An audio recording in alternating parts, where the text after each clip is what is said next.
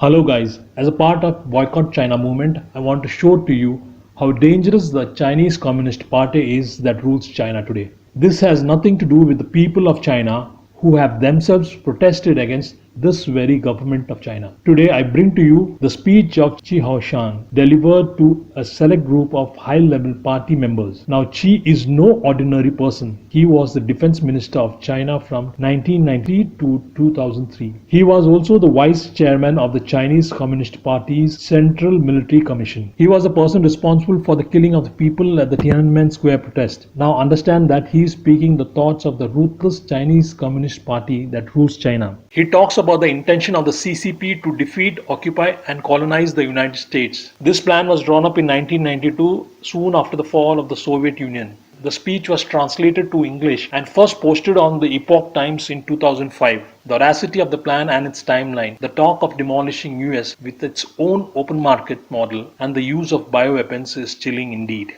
Extracts from the speech. Germany's dream to be the Lord of the Earth failed because ultimately history did not bestow this great mission upon them. But the three lessons Germany learned from the experience are what we ought to remember as we complete our historic mission and revitalize our race.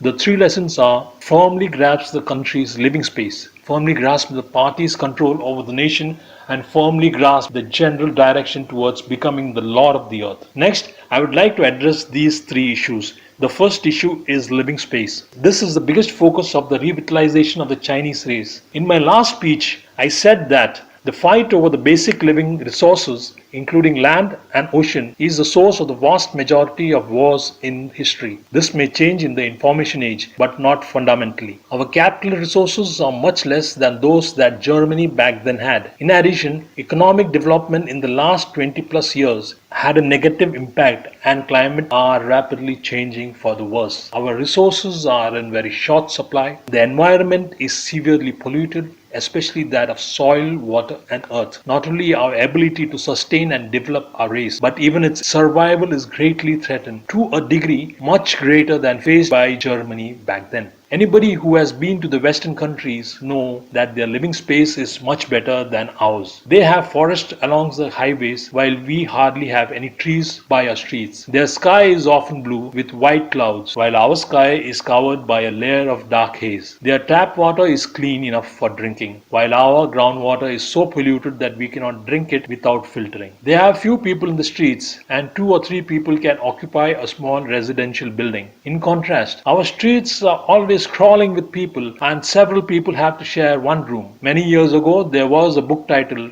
Yellow Catastrophes. It said that due to us following the American style of consumption, our limited resources would not long support the population and society would collapse once our population reaches 1.3 billion. Now our population has already exceeded this limit and we are now relying on imports to sustain our nation. It is not that we haven't paid attention to this issue. The Ministry of Land Resources is specialized in this issue. But the